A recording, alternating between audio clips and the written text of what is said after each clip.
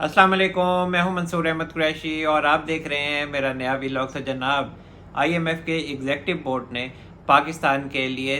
3 अरब dollar की मंजूरी दे दी है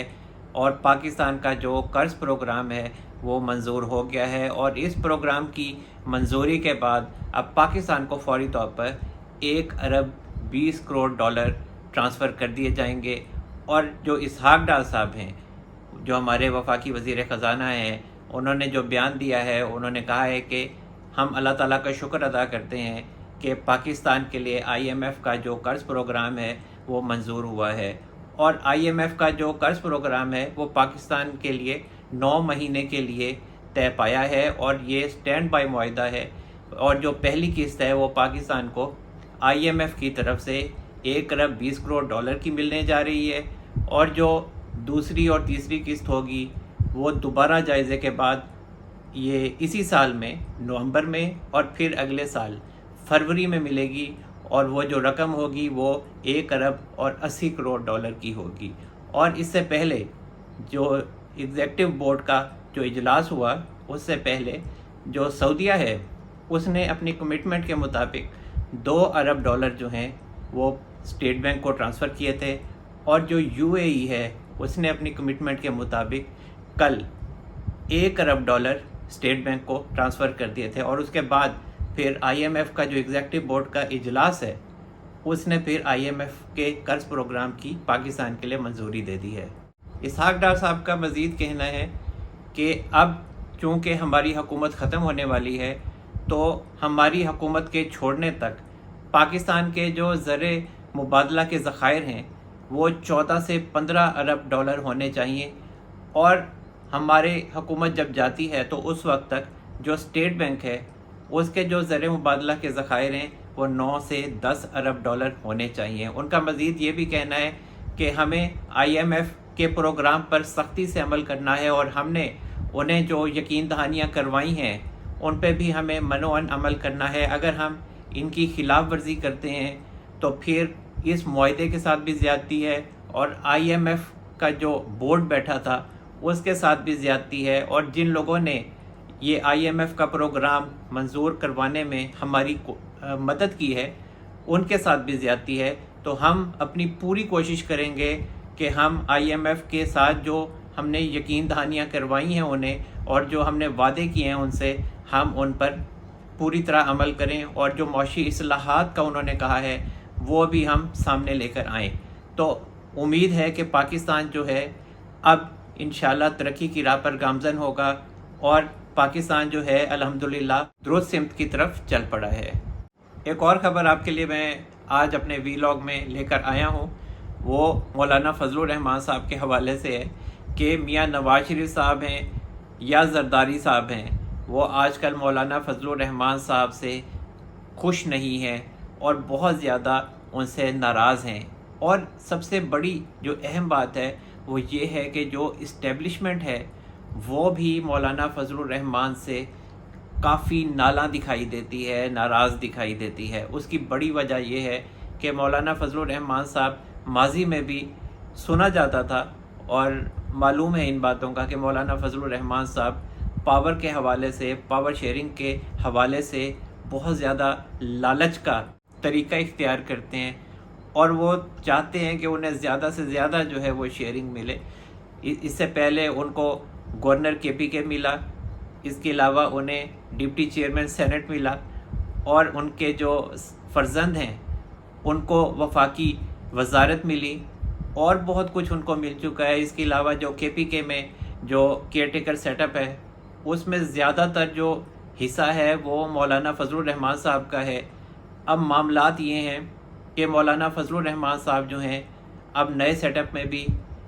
सीएम केपीके मांग रहे हैं और इसके अलावा जो बलूचिस्तान है वहाँ पे भी वो सीएमशिप मांग रहे हैं। और मज़ीद ये कि वो केपीके में आइंदा गवर्नरशिप के लिए भी कह रहे हैं और इसके अलावा वो कह रहे हैं कि जी मुझे पाकिस्तान का सदर भी नामज़द किया जाए। तो उस हवाले से बहुत ज़्यादा अब मसाइल पैदा हो रहे हैं और जो पीडीएम में शामिल जमातें हैं, जो इत्तेहादी जमातें हैं और जो बड़ी पार्टी है नून लीग, जो मौलाना फजलुर रहमान साहब के خاصی قریب رہی ہے، اور میاں نواز شریف صاحب کی اور مولانا صاحب کی تو بہت زیادہ دوستی رہی ہے، ابھی بھی ہے دوستی، لیکن مولانا فضل الرحمان صاحب جو ہیں وہ اب میاں نواز شریف صاحب سے دوستی کا ناجائز فائدہ اٹھا رہے ہیں، اور یہی وجہ ہے کہ جو میاں نواز شریف صاحب ہیں اب وہ مولانا فضل الرحمان صاحب سے جو ان کی ڈیمانڈز ہیں ان سے پیچھے ہٹتے دکھائی دیتے ہیں، اور زرداری صاحب اور جو ANP ہے وہ تو پہلے ہی مولانا فضل الرحمان صاحب پہ تنقید کر رہی ہے، اور جو ان کے گورنر KP کے ہیں مولانا صاحب کے حاجی غلام علی صاحب ان پر عدم اعتماد کر رہی ہے، اور جو ایمل ولی خان صاحب ہیں انہوں نے تو بیان بھی دے دیا ہے کہ انہوں نے جو حاجی غلام علی صاحب کی سپورٹ کی ہے ان کو گورنر بنانے کے لیے تو وہ ان کی بہت بڑی غلطی تھی، اور اسی طرح زرداری صاحب بھی حاجی غلام علی صاحب سے زیادہ خوش نہیں ہیں۔ اسٹیبلشمنٹ مولانا صاحب سے خوش کیوں نہیں ہے؟ اسٹیبلشمنٹ مولانا صاحب سے اس لیے خوش نہیں ہے کہ مولانا صاحب کی جو کیئر ٹیکر گورنمنٹ ہے KPK میں وہ بہت زیادہ کرپشن میں ملوث ہے، اور جو PTI کی سابقہ حکومت تھی اس سے بھی زیادہ جو ہے وہ مولانا صاحب کی کیئر ٹیکر گورنمنٹ ہے وہ کرپشن میں لگی ہوئی ہے، اور اگر آپ آئندہ آنے والے دنوں میں سکینڈلز دیکھیں گے مولانا صاحب کا جو کیئر ٹیکر سیٹ اپ ہے اس کے حوالے سے، تو آپ جو KPK کی سابقہ گورنمنٹ تھی، جو PTI کی گورنمنٹ تھی، ان کے کرپشنز کو بھی بھول جائیں گے، ان کے سکینڈلز کو بھی آپ بھول جائیں گے، اور ضلع کرم میں جو مسئلہ ہوا ہے اور جو قبائلی جو ہیں ان کے درمیان جو لڑائی ہو رہی ہے اس حوالے سے بھی جو مولانا صاحب کی کیئر ٹیکر گورنمنٹ ہے KPK میں اس نے کوئی کردار ادا نہیں کیا ہے، اور بہت دنوں سے وہ لڑائی جاری ہے، اور جو وفاق ہے اور جو اسٹیبلشمنٹ ہے اس نے KPK حکومت کو بار بار یہ باور کروانے کی کوشش کی کہ آپ کی حکومت ہے، آپ ان معاملات کو ہینڈل کریں اور صلح صفائی کروائیں اور یہ لڑائی بند کروائیں، اور جو غیر ملکی میڈیا ہے اس میں بھی اب یہ خبریں لگنے لگی ہیں ضلع کرم میں لڑائی کے حوالے سے، اور بہت زیادہ ایشوز اس میں کریٹ ہونے کے خطرات پیدا ہو گئے ہیں، جس میں سیکٹیرینز وغیرہ کا معاملہ ہے، لیکن مولانا صاحب کی جو حکومت ہے KPK میں اس نے اس کے اوپر کان تک نہیں دھرا، تو یہی وجہ ہے کہ اب جو اسٹیبلشمنٹ ہے اور جو وفاق ہے اس نے ضلع کرم کے حوالے سے جو معاملات ہیں وہ اپنے ہاتھ میں کر لیے ہیں، اور وہاں فوج طلب کر لی گئی ہے اور FC کی بھاری نفری تعینات کر دی گئی ہے۔ ضلع کرم میں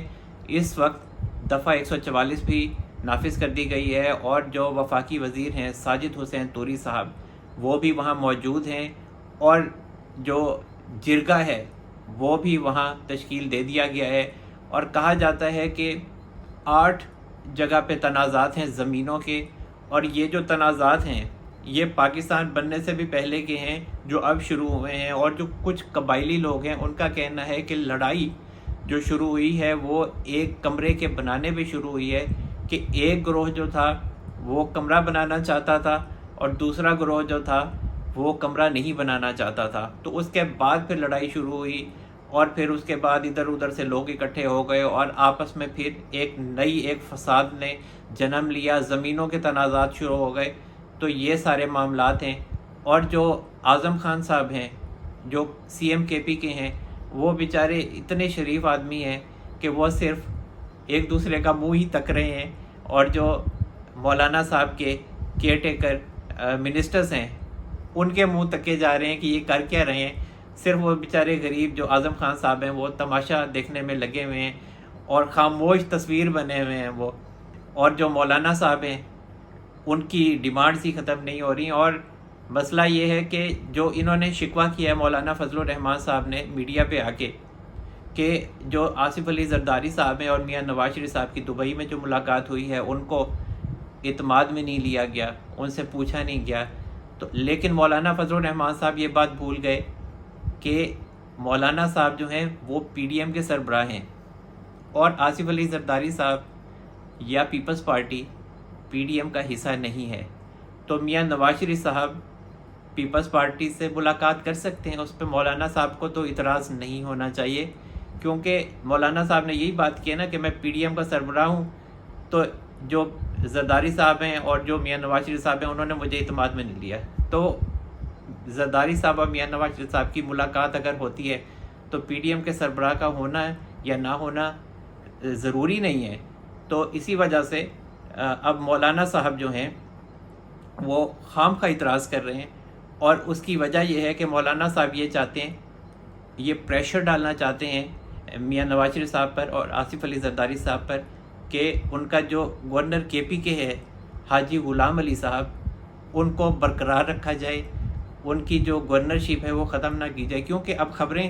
اس طرح کی موصول ہونا شروع ہو گئی ہیں کہ کہیں نہ کہیں یہ فیصلہ کیا جا رہا ہے کہ جو حاجی غلام علی صاحب ہیں جو گورنر کے پی کے ہیں ان کو ان کے عہدے سے ہٹا دیا جائے. اور دوسری طرف جو مولانا صاحب ہیں وہ یہ دباؤ بھی ڈالنے کی کوشش کر رہے ہیں میاں نواز شریف صاحب اور آصف علی زرداری صاحب پر کہ ان کا سی ایم لایا جائے کے پی کے میں. تو اب یہ جتنی بھی مولانا صاحب کی ڈیمانڈز ہیں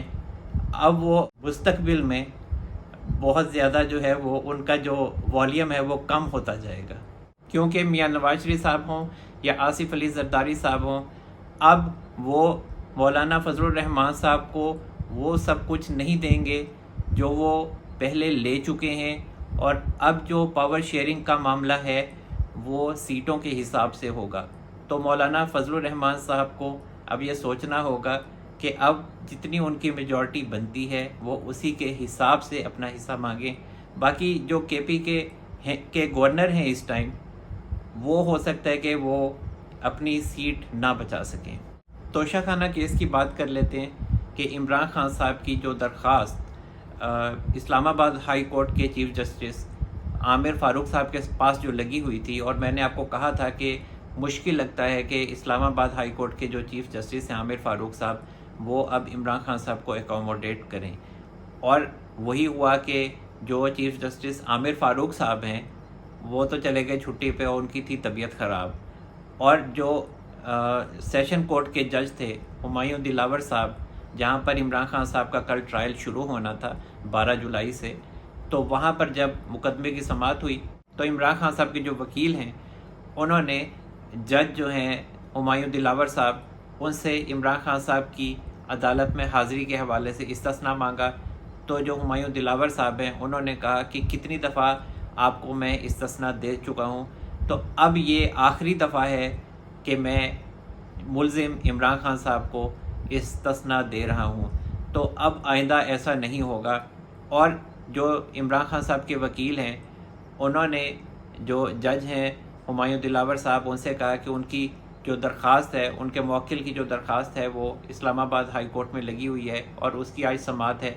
تو اگر سٹے ہو جاتا ہے تو پھر ابھی آپ فی الحال اس کی سماعت نہ کریں. تو جو ہمایوں دلاور صاحب ہیں انہوں نے کہا کہ آپ کے جو موکل ہیں وہ بھی پیش نہیں ہوئے، اور اس کے علاوہ اگر سٹے ہو جاتا ہے اسلام آباد ہائی کورٹ کی عدالت میں اور جو چیف جسٹس ہیں عامر فاروق صاحب وہ اس کیس کے حوالے سے سٹے آرڈر کر دیتے ہیں، تو آپ پر لازم ہے کہ آپ وہ سٹے آرڈر لے کر آج 11 بجے جمع کروائیں. مطلب کل کا انہوں نے کہا تھا جو دن گزر گیا، ورنہ پھر ہم اپنی کارروائی شروع کریں گے. اور اس کے حوالے سے جو معاملہ پھر آگے سامنے آیا وہ یہی ہوا کہ جو جسٹس عامر فاروق صاحب ہیں چیف جسٹس ہیں اسلام آباد ہائی کورٹ، وہ عدالت میں آئے ہی نہیں، اور عمران خان صاحب کی جو درخواست ہے وہ بھی سنی نہیں گئی. اور اب خبر یہ آ رہی ہے کہ جو اسلام آباد ہائی کورٹ کے چیف جسٹس ہیں وہ آج بھی عمران خان صاحب کی درخواست کو ٹیک اپ نہیں کریں گے، اور عمران خان صاحب کی جو درخواست ہے وہ نہیں لگے گی، کیونکہ جو اسلام آباد ہائی کورٹ کے چیف جسٹس عامر فاروق صاحب ہیں ان کا بینچ ہی آج اویلیبل نہیں ہے. تو عمران خان صاحب کے لیے خاصی مشکلات ہیں. اور اگر سپریم کورٹ کے چیف جسٹس عمر عطا بندیاز صاحب بھی عمران خان صاحب کی درخواست کو ٹیک اپ نہیں کرتے تو پھر عمران خان صاحب کے لیے جو ٹرائل سے بچنا ناممکن ہو جاتا ہے. اور میں نے آپ کو بتایا تھا کہ کوئی ایسی نظیر نہیں ملتی کہ اگر ایک عدالت ٹرائل کورٹ جو ہے وہ کسی ملزم کے خلاف ٹرائل شروع کر دیتی ہے، فرد جرم عائد کر دیتی ہے، تو پھر کوئی بھی بڑی عدالت ٹرائل کے خلاف فیصلہ نہیں دیتی، کوئی سٹے آرڈر نہیں کرتی. تو اب اگر یہ ٹرائل شروع ہو جاتا ہے آج سے، تو پھر عمران خان صاحب کے لیے جو ان کو سزا ہونی ہے وہ 1.5 مہینے میں تقریباً ہو جائے گی، کیونکہ کہا جا رہا ہے کہ یہ جو سماعت ہے، جو ٹرائل کورٹ کی سماعت ہے، جو عمران خان صاحب کا ٹرائل ہے، اور جو گواہان ہیں ان کے گواہی کی روشنی میں یہ تمام جو معاملہ ہے یہ 1.5 مہینے میں نمٹ جائے گا اور عمران خان صاحب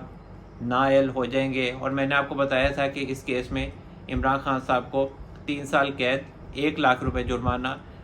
اور 5 سال کی نااہلی ہو سکتی ہے الیکشن ایکٹ کے آرٹیکل 174 کے تحت۔ تو جناب بات کر لیتے ہیں اسرائیل کی، کہ بلی جو ہے وہ تھیلے سے باہر آ چکی ہے، اور اسرائیل نے عمران خان صاحب کے حق میں بیان دیا ہے، اور وہی بیانیہ اپنایا ہے جو عمران خان صاحب اپنائے ہوئے ہیں 9 مئی کے واقعات کے بعد، کہ انسانی حقوق کی پاکستان میں خلاف ورزی ہو رہی ہے، ان کے کارکنوں کو جیلوں میں ڈالا جا رہا ہے، یہاں پہ جنگل کا قانون ہے، اور جن کا تعلق پی ٹی آئی سے ہے ان سب کے ساتھ جو ریاست ہے وہ ظلم کرنے میں لگی ہوئی ہے۔ تو جو عالمی دنیا ہے وہ اس کا نوٹس لے۔ اور اب اسرائیل نے جو بیان دیا ہے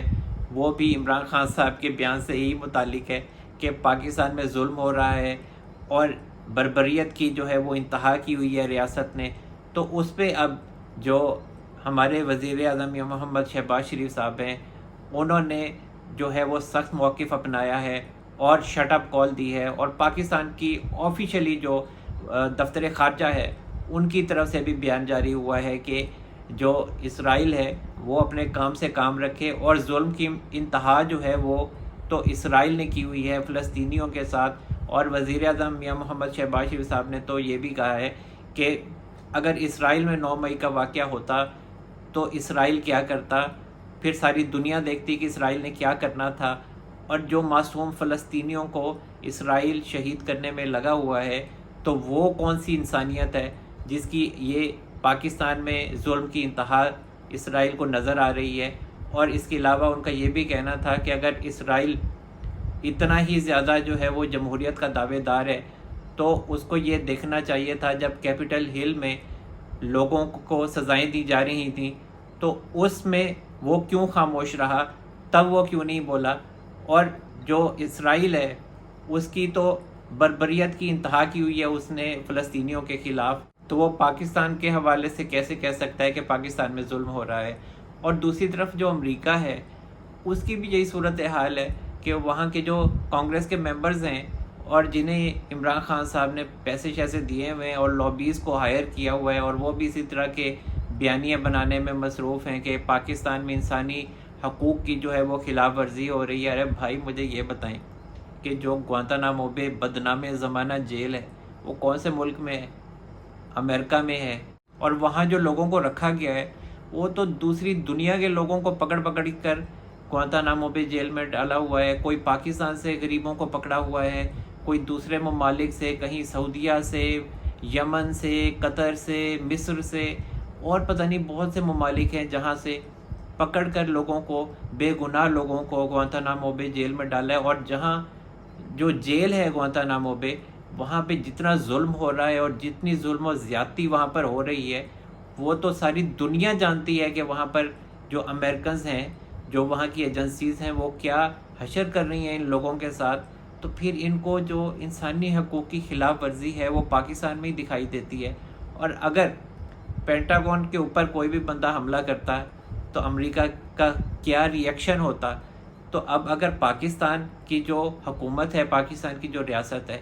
اگر وہ 9 مئی کے حوالے سے جو فوج پر، جو املاک پر اور جو تنصیبات پر عمران خان صاحب کے لوگوں نے حملے کروائے ہیں، اور اگر ریاست ان کے حوالے سے اب ٹرائل کرتی ہے، ان کے خلاف کارروائی کرتی ہے، تو کون سا غلط کام کر رہی ہے۔ ایک اور اہم معاملے کو بھی ڈسکس کر لیتے ہیں کہ جو جسٹس قاضی فائز عیسیٰ صاحب ہیں، جو نامزد چیف جسٹس آف پاکستان ہیں، اور جو جسٹس طارق مسعود صاحب ہیں، جو جسٹس قاضی فائز عیسیٰ صاحب کے بعد موسٹ سینئر جج ہیں، ان کے خلاف جو شاہد رانا صاحب ہیں انہوں نے توہین عدالت کی درخواست دائر کی ہے، جس میں ان کا کہنا ہے کہ جو ملٹری کورٹس میں ٹرائل کے حوالے سے چیف جسٹس امرتا بندیال صاحب نے 9 رکنی بینچ بنایا تھا، تو جو چیف جسٹس امرتا بندیال صاحب ہیں ان کے حکم کی بھی ان دونوں ججز نے توہین کی ہے، اور جو چیف جسٹس امرتا بندیال صاحب نے بینچ بنایا تھا اس بینچ کی بھی توہین کی ہے۔ اور یہ دونوں ججز جو ہیں یہ توہین عدالت کی کارروائی کے مرتکب پائے گئے ہیں، اور انہوں نے پہلے دن ہی جو چیف جسٹس عمر عطا بندیال صاحب نے بینچ بنایا تھا اس بینچ سے اٹھ گئے، اور چیف جسٹس عمر عطا بندیال صاحب کے حوالے سے جو کلمات کہے وہ بھی توہین عدالت کی کارروائی کی مرتکب ہوتے ہیں، اسی لیے ان کے خلاف کارروائی کی جائے۔ تو جناب بات یہ ہے کہ اگر چیف جسٹس عمر عطا بندیال صاحب، جسٹس قاضی فائز عیسیٰ صاحب اور جسٹس طارق مسعود صاحب کے خلاف کارروائی کرتے ہیں توہین عدالت کی، وہ ایک الگ بات ہے کہ چیف جسٹس عمر عطا بندیال صاحب نے ہی ایک کیس میں یہ کہہ چکے ہیں کہ جو توہین عدالت کا معاملہ ہے وہ سپریم کورٹ اور توہین عدالت کرنے والے کے درمیان ہوتا ہے، اور سپریم کورٹ یہ خود فیصلہ کرتی ہے کہ انہوں نے اس کو معاف کرنا ہے یا اس کو سزا دینی ہے۔ اب اگر چیف جسٹس عمر عطا بندیال صاحب، جسٹس قاضی فائز عیسیٰ صاحب اور جسٹس طارق مسعود صاحب کے خلاف کارروائی کرتے ہیں توہین عدالت کی، تو پھر کارروائی جو ہے وہ چیف جسٹس عمر عطا بندیال صاحب کے خلاف بھی ہو سکتی ہے، اور اس کے علاوہ جو جسٹس منیب اختر صاحب ہیں، جسٹس اعجاز الاحسن صاحب ہیں، ان کے خلاف بھی کارروائی ہو سکتی ہے، کیونکہ یہ جو 3 رکنی بینچ ہے انہوں نے جسٹس قاضی فائز عیسیٰ صاحب کا اور جسٹس امین الدین صاحب کا جو جوڈیشل آرڈر تھا اس کی خلاف ورزی کی، اور 4 اپریل کو 14 مئی کے پنجاب میں الیکشن کے انعقاد کا فیصلہ دیا، کیونکہ جو جسٹس قاضی فائز عیسیٰ صاحب تھے اور جسٹس امین الدین صاحب تھے، انہوں نے حافظ قرآن کے 20 نمبروں کے حوالے سے جو کیس تھا اس میں ایک جوڈیشل آرڈر دیا تھا، جس میں ان کا کہنا تھا کہ چونکہ پریکٹس اینڈ پروسیجر بل کے حوالے سے جو معاملہ ہے وہ پارلیمنٹ میں ہے، اور سپریم کورٹ کے جو قوانین ہیں ان کے حوالے سے معاملات چل رہے ہیں اور معاملات جو ہیں وہ پارلیمنٹ میں ہیں، تو جب تک یہ قوانین نہیں بنتے اس وقت تک جو 184 سب آرٹیکل 3 کے جتنے بھی کیسز ہیں اور جو معاملات ہیں وہ بند کر دیے جائیں۔ لیکن چیف جسٹس عمر عطا بندیال صاحب نے، جو جسٹس قاضی فائز عیسیٰ صاحب ہیں اور جسٹس امین الدین صاحب ہیں، ان کا جو فیصلہ تھا اور جو جوڈیشل آرڈر تھا اس کو پہلے تو ایک سرکولر نوٹ کے ذریعے ختم کروانے کی کوشش کی، اور پھر اسی دن ایک بینچ بنایا گیا 6 رکنی، اور اس کی جو سربراہی تھی وہ جسٹس اعجاز الاحسن صاحب نے کی۔ اس میں جسٹس منیب اختر صاحب تھے، جسٹس عائشہ ملک صاحبہ تھیں، جسٹس مظاہر علی اکبر نقوی صاحب تھے، جسٹس محمد علی مظہر صاحب تھے، اور جسٹس حسن اظہر رضوی صاحب تھے۔ تو ان لوگوں نے 2 منٹ میں جو جسٹس قاضی فائز عیسیٰ صاحب کا جوڈیشل آرڈر تھا اس کو اڑا کے رکھ دیا، اور جو جسٹس قاضی فائز عیسیٰ صاحب اور جسٹس امین الدین خان صاحب کا جو بینچ تھا اس میں جو تیسرے جج تھے وہ جسٹس شاہد وحید صاحب تھے، اور جسٹس شاہد وحید صاحب جو لاہور ہائی کورٹ ہے وہاں سے وہ آئے تھے اور بہت جونیئر جج ہیں، اور ان کے بڑے مشہور زمانہ جو ہیں وہ ریمارکس ہیں توشہ خانہ کے حوالے سے، جو عمران خان صاحب کا کیس لاہور ہائی کورٹ میں لگا ہوا تھا، تو انہوں نے وہ کیس سنا تھا جب یہ لاہور ہائی کورٹ میں تھے۔ تو ان کا کہنا تھا کہ ہو سکتا ہے کہ عمران خان صاحب نے جو توشہ خانہ سے تحائف لیے ان کو بیچ کر پیسے فلاحی کاموں میں لگا دیے ہوں۔ تو یہ تو ہمارے ججز کا معاملہ ہے۔ اب جو جسٹس قاضی فائز عیسیٰ صاحب ہیں اور جو جسٹس طارق مسعود صاحب ہیں، اب اگر چیف جسٹس عمر عطا بندیال صاحب ان کے خلاف کارروائی کرتے ہیں تو چیف جسٹس عمر عطا بندیال صاحب اور جسٹس اعجاز الاحسن صاحب اور جسٹس منیب اختر صاحب کے خلاف بھی کارروائی ہو سکتی ہے توہین عدالت کی۔ اور اب تو معاملہ جو ہے وہ برابر کا ہے، کیونکہ 8 جو ججز ہیں وہ جسٹس قاضی فائز عیسیٰ صاحب کے ساتھ ہیں سپریم کورٹ میں، اور 8 ہی ججز اب چیف جسٹس عمر عطا بندیال صاحب کے ساتھ ہیں، کیونکہ جو جسٹس مسرت ہلالی صاحبہ ہیں وہ بھی کہا جاتا ہے کہ جسٹس قاضی فائز عیسیٰ صاحب کے کیمپ کی ہیں، اور جسٹس مسرت ہلالی صاحبہ کی جو تعیناتی ہوئی ہے وہ بھی جسٹس قاضی فائز عیسیٰ صاحب کی ریکمنڈیشن سے ہوئی ہے۔ اب جو ٹوٹل ججز ہیں سپریم کورٹ میں ان کی تعداد 16 ہے، اور اب ایک اور جج ہیں جن کی تعیناتی سپریم کورٹ میں ہونی ہے، اور اس حوالے سے کہا جا رہا ہے کہ جو سندھ ہائی کورٹ کے چیف جسٹس ہیں احمد علی شیخ صاحب، ان کی تعیناتی ہو سکتی ہے، لیکن اس حوالے سے بھی جو معاملات ہیں وہ تذبذب کا شکار ہیں، اور معاملات جو ہیں جو سپریم جوڈیشل کونسل کے جو ووٹ ہیں وہ بھی کم ہیں، کیونکہ اس معاملے میں ڈویژن ہے، کیونکہ جو جسٹس احمد علی شیخ صاحب ہیں جو chief justice Sindh high court ہیں، وہ نومبر میں ریٹائر انہوں نے ہو جانا ہے، تو اس حوالے سے جو اپوائنٹ کرنے والے لوگ ہیں جن کے ووٹ پڑنے ہیں ان کے لیے، تو وہ کہتے ہیں کہ نومبر میں انہوں نے ریٹائر ہو جانا ہے، تو یہ ان کو ریٹائر ہونے دیا جائے، ان سے جو آگے سینئر ہیں ان کو اپوائنٹ کر دیا جائے سپریم کورٹ میں۔ تو اس حوالے سے ابھی معاملات جو ہیں وہ بیچ میں ہی پھنسے ہوئے ہیں۔ تاہم ابھی سپریم کورٹ میں جو 17ویں جج کا معاملہ ہے اپوائنٹمنٹ کا، وہ حل نہیں ہو سکا ہے۔ اب اگر کوئی نئے جج کا نام سامنے آئے گا تو آپ کے سامنے میں وہ بھی رکھوں گا۔ تو جناب اب تک کے لیے اتنا ہی۔ اللہ تعالی ہم سب پر اپنا رحم و کرم فرمائے۔ منصور احمد قریشی کو اجازت دیجیے، اپنا بہت سارا خیال رکھیے گا۔ اللہ حافظ۔